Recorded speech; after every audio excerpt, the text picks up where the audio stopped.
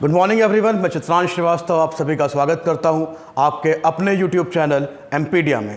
हमारा current affairs की series का तीसरा लेक्चर आज हम डिलीवर कर रहे हैं। देखते हैं कि क्या क्या विशेष रहा है देश में जो कि एग्ज़ाम पॉइंट ऑफ व्यू से इम्पॉर्टेंट है। आज हम करंट अफेयर्स की बात करेंगे 17 नवंबर 2002 के बारे में। चलिए देखते हैं आज की पहली खबर क्या है। हमें जो पहली न्यूज़ देखने को मिलती है वो देखने को मिलती है कि जो नीति आयोग है, जिसे हम बोलते हैं national institute of transforming India, क्या नाम है इसका? National institute of transforming India. इसके एक सलाहकार हैं, एक इकोनॉमिक सलाहकार थे, जिनको क्या कर दिया गया है, एक फुल टाइम मेंबर की तरह, परमानेंट मेंबर की तरह क्या कर दिया गया है, नियुक्त कर दिया है। अगर हम बात करें तो एक फॉर्मर इकोनॉमिक एडवाइज़र जिनका नाम क्या है, अरविंद विरमानी, जिनको हमने क्या किया है, नीति आयोग का फुल टाइम मेंबर क्या किया है, अपॉइंट किया है। अगर हम लोग इसके अलावा देखें तो हम लोगों ने कुछ और मेंबर्स को नीति आयोग में शामिल किया है, जिनमें से VK. Saraswat, Ramesh Chandra and VK. Paul भी शामिल है। फिर हम लोग देखते हैं कि इसमें और क्या क्या खास देखने को मिलता है। तो यही देखने को मिलता है कि इनको एक फुल टाइम मेंबर अपॉइंट किया है। बाकी चीज़ें यहाँ पर हम क्या कर सकते हैं, छोड़ भी सकते हैं। आगे बढ़ते हैं दूसरी खबर की तरफ। दूसरी खबर जो हमें देखने को मिलती है वो देखने को मिलती है, चलो विरमानी की बात कर लेते तो ये जो हैं बेसिकली कौन थे, ये एक इकोनॉमिक एडवाइज़र थे जिन्होंने फाइनेंस मिनिस्ट्री में 2007 से लेकर 2009 तक सर्व किया। इसके अलावा IMF जो है उसके एग्जीक्यूटिव डायरेक्टर भी रहे 2012 तक। तो ये इनका एक बड़ा करियर है, जिसको देख के हम कर सकते हैं कि हमारा नीति आयोग का जो फुल टाइम मेंबर है वो एक बड़ा ही लेजिटिमेट इंसान है, जो कि हमें अच्छे से सर्व करने वाले हैं। फिर हम बात करते हैं RBI के बारे में। अब बात करते हैं RBI ने क्या किया है। RBI ने कुछ 5 बैंकों को क्या किया है, रिटेल डिजिटल करेंसी पायलट के लिए क्या किया है, चूज़ किया है। अगर हम इनकी बात करें तो bank, state bank of India, ICICI bank, IDFC bank, HDFC bank and yes bank, ये 5 बैंक है, इनको शॉर्टलिस्ट किया है, जो कि RBI ने किया है। किस लिए किया है कि ये लोग क्या करेंगे, रिटेल पायलट प्रोजेक्ट क्या करेंगे, आपका सेंट्रल बैंक के साथ मिलके चलाएंगे। अगर हम इसको देखें तो हमें देखने को मिलता है कि ये प्रोजेक्ट क्या है, इसके अंदर इस प्रोजेक्ट को हम लोग क्या करने वाले हैं, NPCI की मदद से, मतलब national payment corporation of India. अगर हम NPCI की बात करें तो NPCI आपका वो ऑर्गेनाइजेशन है, वो एसोसिएशन है जिसने आपका UPI जैसे क्या बनाया है, चीज़ें बनाई हैं, जिसने आपका भीम जो ऐप है उसको क्या किया है, लॉन्च किया है। तो ये हमें एक नई न्यूज़ देखने को मिली। चलिए तो आज की अगली खबर की तरफ बढ़ते हैं। उसको देखते हैं कि हम लोगों ने अब 5G के बारे में बात करना चालू कर दिया है। 5G आज हम देखते हैं कि हम फाइबर, जो आपका ब्रॉडबैंड है, फाइबर केबल के टर्म में तो 5G अवेलेबल है, पर समाउ धीरे धीरे करके 5G क्या होगा, आपके फ़ोन नेटवर्क के अंदर भी आएगा। 5G एक ऐसी टेक्नोलॉजी होगी जो सिर्फ और सिर्फ नेटवर्क को ही फास्ट नहीं करेगा, नेट स्पीड को ही फास्ट नहीं करेगा, वो आपके इकोनॉमिक बिजनेस जो है, जैसे हम बात करते हैं, आज हम फूड डिलीवरी के लिए स्विगी जोमेटो को यूज़ करते हैं, आज हम इधर से उधर ट्रैवल करने के लिए कैब सर्विसेज को क्या करते हैं, यूज़ करते हैं, तो उनके बिजनेस को भी क्या करेगा, 5G बूस्ट करेगा। इसीलिए एक प्रेडिक्शन लगाया गया है, और ये प्रेडिक्शन आपका देखने को मिला है किसका, नास्कॉम की तरफ से। उसका ऐसा कहना है कि 5G 2030 तक जो है वो आपके इकोनॉमी के GDP में, मतलब ग्रॉस डोमेस्टिक प्रोडक्ट, ठीक है, जिसको हम नेशनल इनकम को मेजर करने का एक क्या मानते हैं, टूल भी मानते हैं, वो जो GDP है उसके अंदर 2% की क्या होगी, आपका बढ़त देखने को मिलेगी। इसी तरह हम देखेंगे कि एक नया रिफॉर्म है, एक नई टेक्नोलॉजी है, और टेक्नोलॉजी से हम एडवांसमेंट की तरफ क्या करेंगे, मूव करेंगे। तो चलिए देखते हैं कि GDP प्रेडिक्टेड है आएगा, ठीक है, आपके फ़ोन तक आएगा, पर ये आते आते आपकी इकोनॉमी को भी क्या करेगा, बूस्ट करेगा। इसके बारे में हम बात किए। आगे हम बात करते हैं, अगली खबर की तरफ चलते हैं। अगला जो टॉपिक हमें देखने को मिलता है वो देखने को मिलता है कि इंडिया के 3 शहर, ठीक है, इंडिया के 3 शहर जिनको हम लार्जेस्ट डाटा सेंटर की क्या किया है, हमने एशिया मार्क किया है। मतलब आपको सबसे पहले तो ये समझना पड़ेगा कि डाटा सेंटर क्या होता है, ये डाटाबेस ऑपरेशन क्या होता है। आज हम लोग देखते हैं कि हमें किसी भी बिजनेस को या किसी भी ऑपरेशन को या किसी भी प्रोजेक्ट को ग्रास रूट लेवल पे ले जाने के लिए किस चीज़ की ज़रूरत है, नंबर ऑफ कस्टमर की ज़रूरत है। आपको कस्टमर कहाँ से मिलेंगे, जब आपके पास क्या होगा, डाटा होगा। आज आप देखते हो कि आपके पास बैंक के मैसेज आते हैं, ठीक है, आपके पास किसी कॉमर्शियल मैसेज आते हैं, तो ये कॉमर्शियल मैसेज, बैंक के मैसेज क्या है, ये एक डाटा डाटा के थ्रू आपका नंबर सर्कुलेट किया जाता है और उन्हें सर्कुलेट करते हुए क्या किया जाता है, आप तक उसकी इंफॉर्मेशन क्या की जाती है, पहुंचाई जाती है। तो ये डाटा साइंस या फिर जो डाटा सेक्शन है, डाटा सेंटर्स जो हैं, ये एक क्या है, फ्यूचरिस्टिक बिजनेस की अप्रोच है। इसी टर्म में हमने देखा कि इंडिया की जो 3 सिटीज़ हैं, 3 बड़ी सिटी जिनमें अपन हैदराबाद, चेन्नई और न्यू दिल्ली का नाम रखते हैं, ये 3 सिटी किस तरह से क्या कर रही हैं, आपका ग्रो कर रही हैं, एक लार्जेस्ट डाटा सेंटर मार्केट की तरह ग्रो कर रही है। मतलब आज अगर आपको क्या चाहिए, जैसे हम छोटा सा एग्जांपल लेते हैं, अगर मुझे किसी इवेंट का प्रमोशन करना है, मुझे किसी एक ऑर्गेनाइजेशन का प्रमोशन करना है, लेट इमेजिन करते हैं मैंने एक छोटी सी इंडस्ट्री ओपन की जो कि पेन बेचती है। अब मुझे अपने पेन को लोगों तक पहुंचाना है, तो मेरी टारगेट ऑडियंस क्या होनी चाहिए भाई, या तो बच्चे जो स्कूल जाते हैं, कॉलेज स्टूडेंट, या जो लोग क्या करते हैं ऑफिस में काम करते हैं। तो मैं क्या करूंगा, उन सब का डाटा कलेक्ट करूंगा और उनको इंडिविजुअली मेरे प्रोडक्ट की मार्केटिंग करूंगा। तो ये इंफॉर्मेशन मुझे कहां से मिलेगी, ये मुझे डाटा सेंटर्स से मिलेगी। ये भी एक इंडस्ट्री और मार्केट की तरह ग्रो कर रहा है। तो हमारे एशिया पैसिफिक के अंदर हमें ये चीजें देखने को मिल रही है कि ये 3 सिटी आपका बड़े ही अच्छे से क्या कर रही है, काम कर रही है डाटा सेंटर की तरह। अब इससे क्या हेल्प होने वाली है, तो गवर्नमेंट पॉलिसीज में हेल्प होने वाली है, बिजनेस में, क्रेडिट में, इंसेंटिव में, इन सब में क्या होगा, बूस्ट होगा। अब इस रिपोर्ट को रिलीज कितने किया है, तो इसे नाइट फ्रैंक नाम का एक ऑर्गेनाइजेशन है, एक मैगजीन है, उसने क्या किया है, आपका रिलीज किया। चलिए आगे बढ़ते हैं और देखते हैं इसके अंदर में क्या देखने को मिला। इसके अलावा हम लोग देखते हैं कि ये क्या करेगा, ये फैसिलिटेट करेगा, ये फैसिलिटी प्रोवाइड करेगा किस चीज़ को, आपका बिजनेस को, नेटवर्क ऑफ कंप्यूटर को, और ऑर्गेनाइज तरीके से बिना मतलब फ्रॉड होने के चांसेस माइट भी हो सकते हैं, पर कहीं ना कहीं ये इन चीज़ों को हेल्प करने की कोशिश करेगा। अब अगली खबर की तरफ चलते हैं।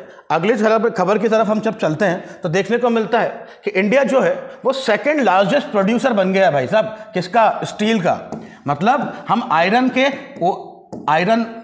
आयरन के टर्म में तो, रॉ आयरन में तो कहीं ना कहीं अच्छे प्रोड्यूसर थे ही सही, पर अब रॉ स्टील के प्रोडक्शन में भी हम लोग क्या हो चुके हैं, अब 2nd नंबर पे आ चुके हैं। हम लोगों ने ये जो पोजीशन ऑक्यूपाई की है, ये किसको पीछे छोड़ के की है, ये जापान को पीछे छोड़ के की है। पर आज भी पहले नंबर की पोजीशन किसने ऑक्यूपाई कर रखी है, आपका चाइना ने ऑक्यूपाई कर रही है। अगर हम लोग देखें तो कहीं ना कहीं इस रॉ स्टील के 2nd लार्जेस्ट प्रोड्यूसर बनने में गवर्नमेंट ऑफ इंडिया का भी क्या रहा है, बहुत बड़ा सपोर्ट रहा है। अब वो सपोर्ट किस तरह से रहा है, गवर्नमेंट ऑफ इंडिया ने क्या किया, गवर्नमेंट ऑफ इंडिया ने अपनी पॉलिसी बनाई जिसको हम बोलते हैं नेशनल स्टील पॉलिसी बनाई है। और इस नेशनल स्टील पॉलिसी के अंदर गवर्नमेंट ऑफ इंडिया ने क्या डिसाइड किया, उन्होंने बोला जितना भी पब्लिक वर्क होगा, ठीक है, जितना भी पब्लिक वर्क होगा, मतलब जितना भी सरकारी काम होगा, उसमें स्टील जो है उसको क्या नहीं किया जाएगा, आपका बाहर से मंगाया नहीं जाएगा, मतलब इंपोर्ट नहीं किया जाएगा। विच मीन्स कि जो इंडिया के अंदर प्रोड्यूस होने वाला स्टील है, कंस्ट्रक्शन में, मैन्युफैक्चरिंग में, वो कहाँ से, इंडिया का ही लगेगा। ठीक है, तो ये आपकी अगली खबर हमें देखने को मिली।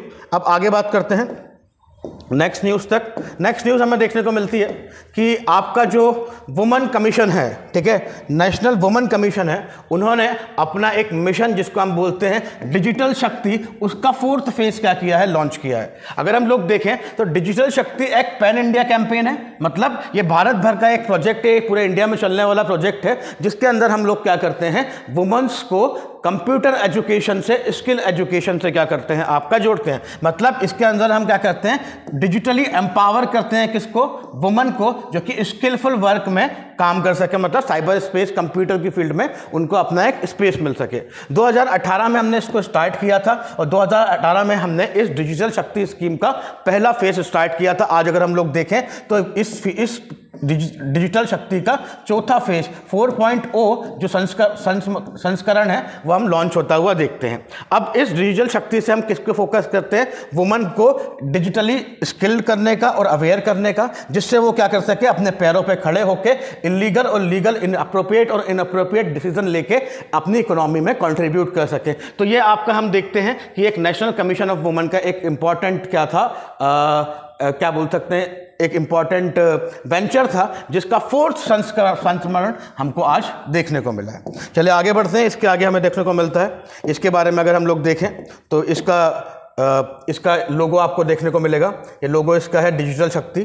ठीक है, अगली न्यूज़ को कवर करते हैं। अगली न्यूज़ हमें देखने को मिलती है कि हमने देखा कि हमारी एक रेसलर है, ठीक है, जिनका नाम है, वुमन बॉक्सर है, ठीक है, बॉक्सिंग चैंपियन है जिनका नाम मैरी कॉम है, इनको हम लोगों ने अपॉइंट किया है क्या, इंडियन ओलंपिक एसोसिएशन का कमीशन के अंदर इनको क्या किया है, चेयरपर्सन की तरह हमने अपॉइंट किया है। तो खबर क्या बनती है कि मैरी कॉम जो कि एक बॉक्सर है जिनको हम लोगों ने इंडियन ओलंपिक एसोसिएशन के अंदर क्या अपॉइंट किया है, चेयरमैन अपॉइंट किया है। इसके अलावा अगर हम लोग देखें तो हमें देखने को मिलता है शरद कमल, इनको हम लोगों ने वाइस चेयरमैन क्या किया है, आपका अपॉइंट किया है, जो कि टेबल टेनिस से क्या करते हैं, के फील्ड से बिलोंग करते हैं। इसके अलावा हम लोगों ने हमारा जो एथलेटिक कमीशन है इसने ओलंपिक के फील्ड में पीवी सिंधु और गगन को क्या किया है, गगन नारंग जो हैं इनको हम लोगों ने क्या किया है, आपका अपॉइंट किया है एग्जीक्यूटिव काउंसिल का मेंबर। ठीक है, तो ये आपकी खबर हो गई आपका किससे, आपका खबर हो जाती है आपका IOA से, मतलब इंडियन ओलंपिक एसोसिएशन से। चलिए आगे बढ़ते हैं, फिर देखते हैं क्या है। तो अगली खबर हमें देखने को मिलती है आपका इलेक्शन कमीशन ऑफ इंडिया से। हमारा जो चीफ इलेक्शन कमिश्नर है, ठीक है, जिनको हम किस नाम से जानते हैं, जिसको हम जानते हैं किस नाम से, राजीव कुमार जो चीफ इलेक्शन कमिश्नर है, उनको अभी एक डेलीगेट की तरह इनविटेशन आया है। वो इनविटेशन आया नेपाल से। हमें पता है कि नेपाल में एक इलेक्शन होना है, उस इलेक्शन को सुपरवाइज करने के लिए इंडिया के जो चीफ इलेक्शन कमिश्नर है राजीव कुमार, उनको नेपाल गवर्नमेंट ने क्या किया है, आपका कॉल किया है कि साहब आप आइए और हमारे जो इलेक्शन है उसे सुपरवाइज करने का, उसमें फेयर इलेक्शन प्रोसेस को आगे बढ़ाने का क्या कीजिए, काम कीजिए। तो हम लोग देखते हैं कि हमारे क्या देखने को मिला। चीफ इलेक्शन कमिश्नर कौन है आपके, राजीव कुमार। इनको इन्वाइट किया है किसने, इलेक्शन कमीशन ऑफ नेपाल ने। ठीक है, किस लिए किया है, क्योंकि वो इंटरनेशनल ऑब्जर्वर की तरह क्या करें, बिहेव करें और क्या करें, जो वहाँ पर होने वाले क्या है, नेपाल में होने वाले इलेक्शन है जिसको हम बोलते हैं house of representative and provincial assembly के जो इलेक्शन है उसके अंदर फेयर इलेक्शन कंडक्ट कराने का काम करें। इलेक्शन जो शेड्यूल किए गए हैं नेपाल के अंदर वो 20 नवंबर 2022 को शेड्यूल किया गया है और इसके लिए जो राजीव कुमार है उनको 18 नवंबर से लेकर 22 नवंबर तक एज ए गेस्ट की तरह कहा बुलाया गया है, एज ए इंटरनेशनल ऑब्जर्वर की तरह नेपाल ने इन्वाइट किया है। चलिए आगे बढ़ते हैं। ठीक है, अगली खबर हमें देखने को मिलती है व्हाट्सएप से, सोशल मीडिया से। हमें देखने को मिलता है सोशल मीडिया में जो हम देखते हैं व्हाट्सएप के जो नए CEO हैं, जो नई कंट्री हेड है, वो कौन होगी आपसे, संध्या देवनाथन होंगी। इसके पहले हम लोग देखते हैं कि रिसेंट में अजीत मोहन जो एक्स क्या थे, इंडिया व्हाट्सएप हेड थे, उन्होंने रिज़ाइन किया और उनके रेजिग्नेशन के बाद में अब जो नई जिम्मेदारी है वो किसके कंधों पे है, वो आपका संध्या देवनाथन के कंधों पे हैं। अगर हम इनकी बात करें तो इन्होंने पहले वाइस प्रेसिडेंट की तरह भी सर्व किया है मेटा एशिया पैसिफिक के अंदर, ठीक है, गेमिंग की इंडस्ट्री के अंदर। तो ये एक बड़ी खबर है जिसको हम क्या कर सकते हैं, देख सकते हैं। अगली खबर हमको देखने को मिलती है, वो देखने को मिलती है इंटरनेशनल टेबल टेनिस फेडरेशन के थ्रू। अब इंटरनेशनल टेबल टेनिस फेडरेशन की बात करें तो ये हमारे लिए बड़ी गर्व की बात है कि पहली बार किसी इंडियन को इंटरनेशनल टेबल टेनिस फेडरेशन के अंदर क्या मिली है, स्पेस मिली है। अगर हम लोग देखें तो नाम क्या है, शरद कमल जो कि टेबल टेनिस से क्या करते हैं, बिलोंग करते हैं, ठीक है, उनको क्या मिला है, पहली बार कहाँ पर अपॉइंटमेंट मिला है, इंटरनेशनल टेबल टेनिस फेडरेशन के अंदर क्या मिला है, स्पेस मिला है, इनको मिला है। ठीक है, अभी रिसेंट में हम लोगों ने 8 लोगों को चुना, जिनमें से एक कौन है, आपका शरद कमल भी हैं, जिन्होंने क्या किया है, इंडिया को ग्लोरीफाइड किया है। इन शरद कमल को 2022 का क्या दिया जाएगा, मेजर ध्यानचंद जो अवार्ड, खेल रत्न अवार्ड है, उससे भी इन्हें सम्मानित किया जाएगा। चलिए आगे बढ़ते हैं। अगली खबर आती है आपकी उत्तराखंड से। उत्तराखंड की जो खबर है वो ये है कि उत्तराखंड ने क्या किया है, अपना जो हाई कोर्ट है उसे नैनीताल से कहाँ शिफ्ट कर दिया है, हल्द्वानी की तरफ शिफ्ट कर दिया है। ठीक है, हमें पता है कि उत्तराखंड क्या है, एक one of the beautiful place है, यहाँ पर नेचर है, सब कुछ है। पर यहाँ जो खबर आपको देखने को मिली वो देखने को मिली कि यहाँ पर क्या होता है, हाई कोर्ट मतलब आपका जुडिशरी का जो सबसे अपेक्स इंस्टीट्यूशन होता है स्टेट के अंदर, उसे शिफ्ट किया गया उत्तराखंड गवर्नमेंट ने। तो ये हमें खबर मिलती है। ये अगर हम लोग देखें तो नैनीताल जो है वो आपका जब से उत्तराखंड बना है 2000 में, तब से क्या हुआ करता था, वहाँ नैनीताल के अंदर उनकी हाई कोर्ट हुआ करती थी, पर नैनीताल से शिफ्ट करके कहाँ कर दिया गया, हल्द्वानी शिफ्ट कर दिया गया है। अब बात करते हैं आखिरी खबर के बारे में। आखिरी खबर मिलती है आपका उस देश से जिसके बारे में ऐसा कहा जाता था कि इस देश का सूरज कभी डूबता नहीं है। इस देश के अंदर अभी रिसेंट में ही भारतीय मूल के एक प्रधानमंत्री क्या हुए हैं, अपॉइंट हुए हैं, जिनका नाम ऋषि सुनक है। अगर हम बात करें तो ये जो पॉलिटिकल इंस्टेबिलिटी आपको ब्रिटेन के अंदर देखने को मिली, रिसेंट में ही वहाँ पर 2 प्रधानमंत्री चेंज होते हैं और तीसरे प्राइम मिनिस्टर का अपॉइंटमेंट होता है, उसका जो रूट कॉज है वो क्या है, इन्फ्लेशन। और यही चीज़ यहाँ की एक बड़ी खबर बनाती है। इन्फ्लेशन अगर हम लोग देखें तो ब्रिटेन के अंदर वर्ल्ड में अब तक का 41 साल तक के में आज सबसे बड़ा क्या देखने को मिला है, इन्फ्लेशन देखने को मिला है। इनका national office of national static बताता है कि यहाँ का जो आपका क्या बोलते हैं इन्फ्लेशन जो है वो हर मंथ 10 से 11% तक क्या कर रहा है, आपका इंक्रीज कर रहा है। ये एक बड़ी क्रिटिकल कंडीशन है। ऐसा इन्फ्लेशन लास्ट टाइम हमको अक्टूबर 1981 में देखने को मिला था। उसके अलावा हमें इस टाइप का कंडीशन वहाँ रेज होता हुआ नहीं मिला। अब इन्फ्लेशन का क्या असर पड़ता है किसी इकोनॉमी के ऊपर? बेसिक सी बात यह है कि अगर इन्फ्लेशन बढ़ता है, महंगाई बढ़ती है, तो सही आपकी परचेसिंग पावर कम होती है, मतलब आपके रुपए की वैल्यू कम होती है, आपकी करेंसी की वैल्यू कम होती है। और अगर आपकी करेंसी की वैल्यू कम होती है तो धीरे धीरे करके आपको पता लगेगा कि जो 100 रुपये में आप सामान खरीदते हैं वो 150 रुपये में मिल रहा है। तो इस इन्फ्लेशन से भाई बड़े लोगों को फर्क नहीं पड़ता है, जो कॉमन मैन है, जो मिडिल क्लास है, लोअर क्लास है, वो इन्फ्लेशन को क्या करता है, इन्फ्लेशन उससे क्या करता है, डायरेक्टली हिट करता है। तो चलिए आज के लिए इतना काफ़ी है। ये हमारे आज का पूरा की पूरा करंट अफेयर्स हुआ। मिलते हैं कल कुछ नई खबरों के साथ। Have a great day, have a great time.